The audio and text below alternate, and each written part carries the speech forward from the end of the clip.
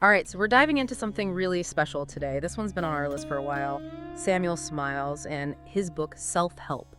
You know, the one that's kind of become this like legendary guide to, well, helping yourself. And it's you guys, our amazing listeners, who put this on our radar. You wanted to unpack it, and so do we. So today, it's all about really getting to the heart of Smiles' message. It's this idea that your own effort, that grit you have inside, and sticking to it when things get tough, those are the real keys to success. And of course, building that strong moral character along the way. That's a big part of it too. You hit the nail on the head. What always strikes me about Smiles is how he really puts the focus on individuals. He truly believed that real progress, the kind that lasts, doesn't come from some outside force or, waiting for someone else to fix it. It starts with each person. It's about that self-reliance, realizing that you have the power to shape your own life. It's about taking control of your own destiny, right? But it's not just about individual achievement, is it? Because Smiles also talks a lot about the importance of having those solid virtues. Honesty, integrity, doing the right thing even when it's hard, that kind of stuff. He sees those as the foundation, not just for your own personal wins, but for building a better world around you, a stronger community. Exactly. He's saying that your own character, those choices you make day in and day out, have a ripple effect. They impact everyone around you. And the inspiring thing is, he doesn't buy into this idea that some people are just born great. He argues that greatness, that kind of exceptional achievement, comes from dedication and hard work. It's about consistently applying your talents, your energy, and never giving up on the goals that really matter to you.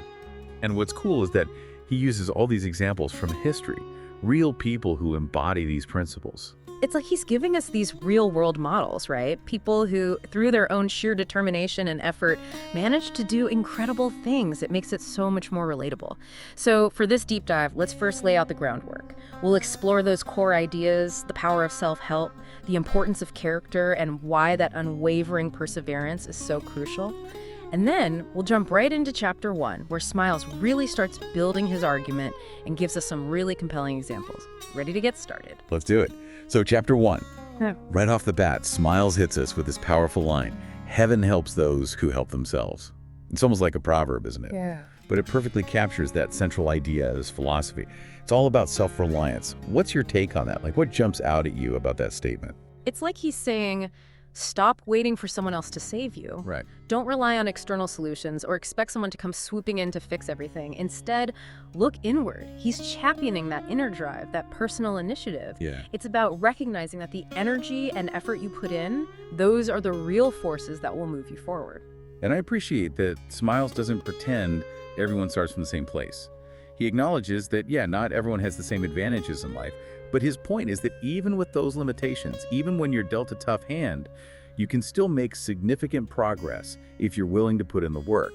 You need that consistent diligence and that stubborn refusal to give up, that perseverance you were talking about.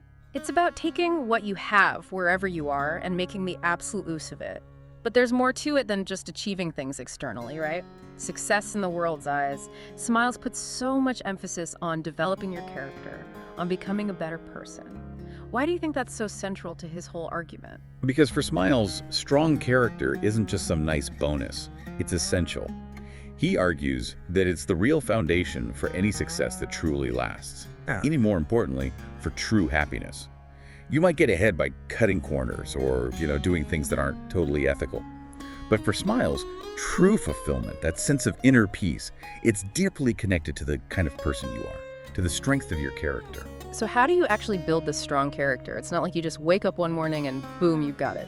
Smiles talks a lot about developing good habits. That's his practical advice. He even quotes Metastasio, who said, "All is habit in mankind, even virtue itself." What do you make of that, this idea that even virtue is a habit? It's fascinating, right?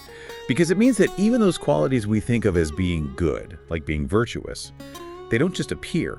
They become part of us through practice, through consistently doing the right thing. It's like learning a new skill. The more you do it, the more natural it becomes. And then Smiles backs this up with a quote from Butler, who talks about the importance of being careful and intentional about forming good habits. It's not just mindlessly repeating actions, but consciously choosing to develop those positive patterns. So it's about taking ownership of who you are, right? Shaping yourself through the choices you make every day, the habits you nurture. And this idea of habit goes beyond just morals and virtues. Smiles even applies it to happiness. How does that work? I mean, how can happiness be a habit? Well, he explores this idea that even your emotional state, how happy you feel, can be influenced by conscious effort. He even brings in Dr. Johnson, who talked about the value of always trying to see the bright side of things. What do you think that suggests about our ability to be happy? I think it's saying we have more control over our own happiness than we might realize. It's not just about what happens to us. It's about how we choose to see those events. If you practice focusing on the positive, on finding the good even when things are tough, that can actually change how you experience life. Right. So after all this focus on inner character and happiness, Smiles then shifts to how that inner strength shows up in the world, how you treat others. He says that's a really key indicator of your character. He's a big advocate for being courteous and respectful to everyone, no matter their social status. Why do you think he puts so much weight on that? He makes the point that being polite and kind has nothing to do with your bank account or your job title. You can treat people with respect regardless of your circumstances. It's about recognizing that everyone has value. Everyone deserves to be treated with dignity. He also dives into the importance of those little acts of courtesy, things that might seem insignificant on their own. But Smiles argues that those small gestures have a ripple effect. They contribute to a more positive and harmonious society. And he even compares it to saving small amounts of money or time. Over time, those seemingly small actions can add up to something really significant. What's the takeaway for us today? What can we learn from that? It's a reminder that those small acts of kindness, those little considerations we show each other, they matter. They create a better environment for everyone. Smiles even calls manners the ornament of action, emphasizing how a kind word or a thoughtful gesture is made even better by how you deliver it. It's not just what you do, it's how you do it. And he's really clear about the importance of being genuine. Offering kindness in a fake way or, looking down on someone while you're doing it, that completely misses the point. It just doesn't feel real. He even says that some people seem to think it's cool to be gruff or rude, but even if they're talented or have good intentions, their behavior makes them hard to be around. What do you think that says about the need for genuine kindness? I think it reinforces this idea that your character isn't just about your own internal compass, but also how you treat others, how you make them feel. It reminds me of that story Smiles tells from Wales. He says, "As I was going to the hills, early one misty morning, I saw something moving on a mountainside, so strange looking that I took it for a monster. When I came nearer to it, I found it was a man. When I came up to him, I found he was my brother." What do you think he's getting at with that anecdote? I love that story. It's such a simple way to show how easy it is to misjudge others from a distance, to make assumptions based on how things look. But then, when you get closer, when you take the time to understand, you realize it's not what you thought. It could even be someone you love. It's a reminder to approach each other with kindness and understanding, to look beyond those initial impressions. And Smiles argues that this genuine politeness, this kindness that comes from within, it's not limited to any social class or education level. He calls it inbred politeness, the kind that springs from having a good heart and wanting the best for others. He says a working mechanic can have it just as much as someone from a wealthy family. Being rude isn't tied to any particular job or background. And then he introduces this character, William Cheeryble, from Dickens. The guy who's known for being incredibly generous and kind. And then he pairs that with a real-life story of a guy from Manchester who falsely accused the Grant brothers of something, but later felt really bad about it. And guess what? The Grant brothers ended up forgiving him, just like Cheeryble would have. What does that tell us about Smiles? Why use fiction and real life together like that? I think it's his way of showing us that these ideals, this kindness and forgiveness, are not just some fairy tale. They're actually possible. They exist in stories and in the real world. It makes them feel more attainable. And this leads him to the idea of the true gentleman, right? Yes. And his definition is so important because it has nothing to do with being born into wealth or a fancy family. It's all about having the highest moral standards.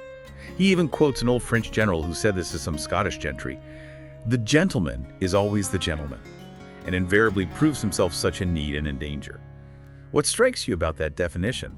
What does it really mean to be a gentleman, according to Smiles? It's about being consistent, no matter what. You don't turn your character on and off depending on who you're with or what situation you're in. It's something solid, something that shines through, especially when things get tough. And then Smiles gives us examples of people in positions of power who embody this. Right, like the Duke of Wellington, who refused to take personal advantage of his position for financial gain. And then there's the Marquis of Wellesley, who turned down a huge sum of money from the East India Company.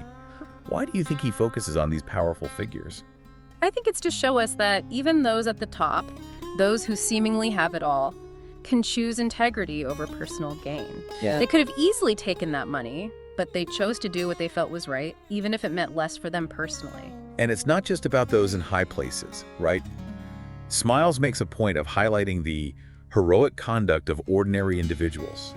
He talks about the deal boatmen who risked their lives to save a ship's crew, and then there's this story about some English workers at a funeral in Paris who showed incredible dignity and respect. Why do you think these stories matter so much? What do they add to his argument? I think it's about showing us that this nobility of character, this capacity for selflessness and respect, it's not exclusive. It's not just for the wealthy or the powerful. It exists in everyday people in every corner of society. Absolutely. And one of the most fundamental aspects of that strong character, according to Smiles, is truthfulness. He really stresses how important it is. He talks about Lord Chesterfield, the Duke of Wellington again, and this high value placed on an English officer's word of honor. Why do you think truthfulness is such a big deal for him? It's about integrity, about being someone whose word you can trust. Your word is your bond. And then he goes on to even more dramatic examples, sharing stories from the Indian Mutiny, where people showed incredible courage and selflessness. Yes, he talks about guys like Neil, Havelock, Outram, Henry Lawrence, Sir Colin Campbell, all these men who faced incredible danger and showed remarkable bravery and compassion, driven by this deep sense of duty. What do you think these wartime stories tell us about self-help and character? I think they're ultimate examples of pushing yourself beyond your limits, of putting something greater than yourself first. These are stories of incredible bravery, of putting your life on the line for others, for a cause you believe in. And it's not just about physical courage, right? Smiles also highlights acts of kindness and compassion, like the work of Florence Nightingale and those who cared for the wounded soldiers in Scutari. That's right. It's about extending that care and compassion to those in need, even in the most difficult circumstances. And then he ends the chapter with this really powerful and heartbreaking story about the Birkenhead shipwreck.